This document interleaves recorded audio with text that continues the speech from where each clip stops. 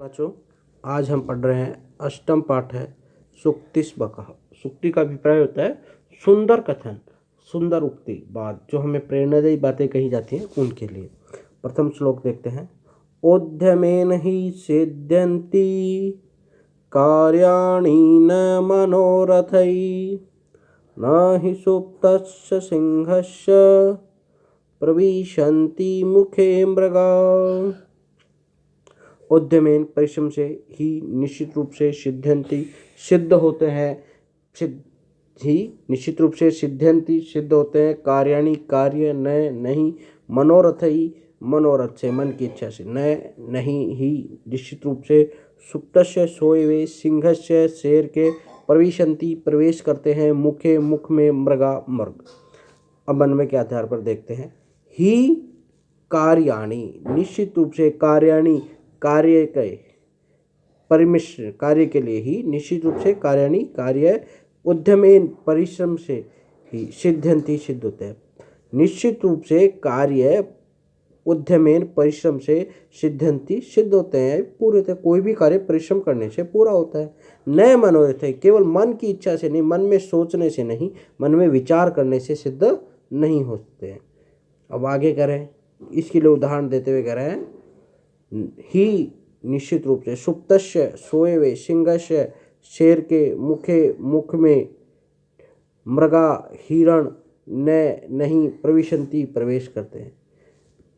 जैसे ये सुप्तस्य सिंह है, सोए हुए सिंह के, मुखे मुख में, मृगा न प्रविशन्ति मृग प्रवेश नहीं करते हैं। सोए हुए शेर को भी अपना शिकार पकड़ने के लिए, भोजन खाने के लिए मेहनत करनी पड़ती है, मृग उसके मुंह में सीधे नहीं चले जाते। ऐसे ही प्रत्येक कार्य को करने के लिए हमें परिश्रम करना आवश्यक है। द्वितीय श्लोक।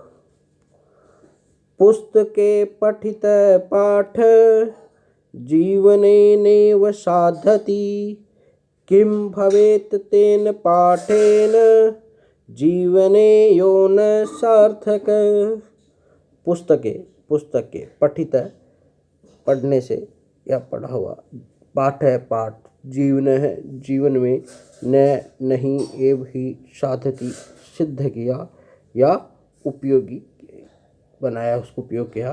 किम क्या, भवेत होगा, तेन उसके, पाठेन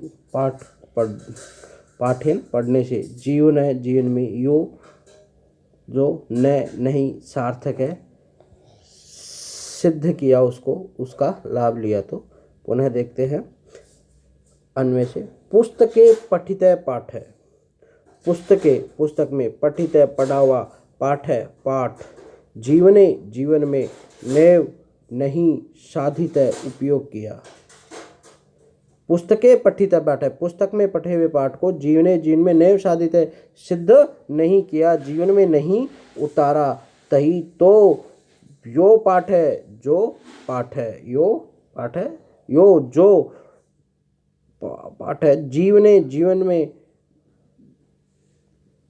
न सार्थक है, उपयोगी नहीं हुआ, तेन उसके, पाठेन पढ़ने से, किम भवेत क्या होगा, यो जो, अगर उसको जीवन में सार्थक और न सार्थक है, सार्थक नहीं किया, जीवन में उसका उपयोग नहीं किया, तो तेन उसके, पाठेन पढ़ने से, किम भवेत क्या होगा, उसके पढ़ने से हमें कोई भी फायदा नहीं होगा। पुस्तके पठित पाठ है, पुस्तक में पढ़े हुए पाठ को जीवने नैव साधित है, यदि जीवन में नहीं सिद्ध उतारा, जीवन में उसको आत्मसात नहीं किया, उपयोग नहीं किया, तो यो जीवने सार्थक है। यो जो जीवने सार्थक है नहीं, यदि उसको पढ़कर जीवन सार्थक नहीं किया, जीवन में उसका उपयोग नहीं किया, जीवन में उसको आत्मसात नहीं किया, तो तेन पाठेन उसके, पाठेन पढ़ने से, किम भवेत क्या होगा, कोई फायदा नहीं होगा उसके पढ़ने से। तृतीय श्लोक में चलते हैं अपन। प्रिय वाक्य प्रदानेन सर्वे तुष्यन्ति जन्तवः तस्मात् प्रिय ही वक्तव्य वचने का दरिद्रता। प्रिय वाक्य प्रधानेन बोलने से, सर्वे सभी, तुष्यन्ति संतुष्ट होते हैं, जंतवः प्राणी, तस्मात् इसलिए, प्रियम प्रिय ही निश्चित रूप से, वक्तव्यम बोलना चाहिए, वचनों में, का क्या, दरिद्रता गरीबी कंजूसी, वचनों को बोलने में। अन्वय के आधार पर देखते हैं। सर्वे जंतव सभी प्राणी, प्रिय वाक्य प्रधान, प्रिय वाक्य बोलने से ही, तुष्यन्ति प्रसन्न होते हैं, तस्मात् इसलिए, प्रियम ही, तस्मात् प्रियम ही, तस्मात् इसलिए, प्रियम ही प्रिय ही, वक्तव्यम बोलना चाहिए, वचने बोलने में, का दरिद्रता कैसी गरीबी या कैसी कंजूसी। तो अन्वय देखते हैं। पुनः सर्वे जंतु सभी प्राणी, प्रिय वाक्य प्रधानेन प्रिय वाक्य बोलने से ही, तुष्यन्ति संतुष्ट होते हैं, तस्मात् इसलिए, प्रियम ही वक्तव्यम प्रिय ही बोलना चाहिए, वचने का दरिद्रता बोलने में कैसी गरीबी या कंजूसी। चतुर्थ श्लोक। गच्छन् पिपलिको याति योजनानां शतान्यपि अगच्छन् वेनतेयोऽपि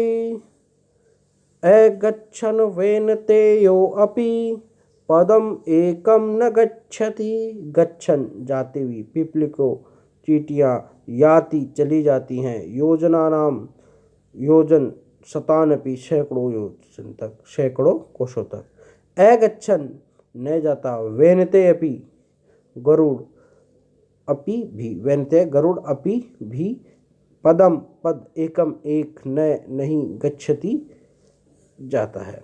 अन्वय के आधार पर देखते हैं। गच्छन् पिपलिको, गच्छन् जाती हुई यानी चलती हुई, पिपलिको चींटी, शतान्यपि सैकड़ों, योजनानाम कोसों तक, योजन तक, याति चली जाती है। गच्छन् पिपलिको चलती हुई, जाती हुई चींटी, शतानपि सैकड़ों, योजनानाम योजनों तक, सैकड़ों योजना, 100 योजन तक यानी 100 कोस तक याति चली जाती है। परंतु अगच्छन्, परंतु अगच्छन् न चलता हुआ, वेनतेयो गरुड़, पदम एकम एक पद भी, अपि भी, पदम एकम एक पद अपि भी, न गच्छति नहीं जाता है। धीरे धीरे चलने वाली चींटी जिसकी गति बहुत कम है, बहुत धीमी गति से चलती है, वो भी धीरे धीरे चलकर, यानी धीरे धीरे हम निरंतर किसी प्रयास को करते रहते हैं तो पूरा हो जाता है, वो भी काफ़ी दूर तक चली जाती है। लेकिन तीव्र गति से उड़ने वाला गरुड़ पक्षी भगवान विष्णु का जो वाहक है, वो एक पैर भी नहीं जाता है जब तक वो ये नहीं सोचता है मुझे यहाँ से उड़ना है। पंचम श्लोक। काक कृष्ण पिक कृष्ण को भेद पिक काकयो वसंत समय प्राप्त काक काक पिक पिक। अर्थ देखिए। काक है कौवा, कृष्ण है काला, पिक है कोयल, कृष्ण है काला, को क्या भेद है भेद, पिक काकयो पिक कोयल, काकयो कौवा। वसंत समय, वसंत के समय में, प्राप्त आने पर, काक है कौवा, काकह काकह काकह कौवा काला, और पिक है और कोयल कोयल हो जाती है, यानी उनकी समय के अनुसार ज्ञान हो जाता है। तो देखिए अन्वय के आधार पर देखते हैं। काक कृष्ण पिक कृष्ण, काक कृष्ण, कौवा भी कृष्ण है काला है, पिक कृष्ण, कोयल भी काली है। पिक काकयो क भेद है, पिक काकयो, कोवे और कोयल में क भेद है, क्या भेद है।